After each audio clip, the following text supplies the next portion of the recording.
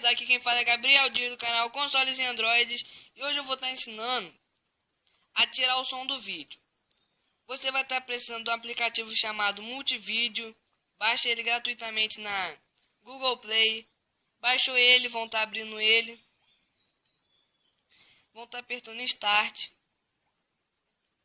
Galeria.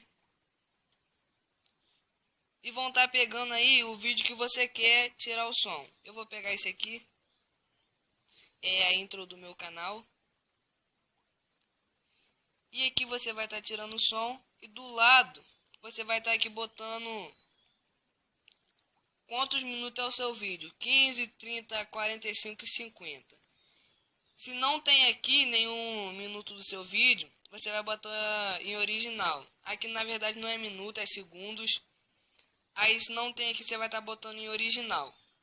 O meu é 15 segundos, porque minha intro é 10. Ok. Yes. Editando o volume.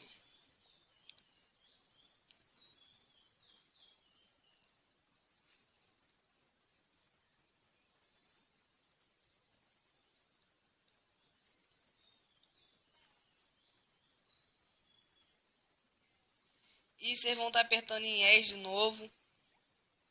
E para salvar, vocês vão estar apertando aqui em Salve.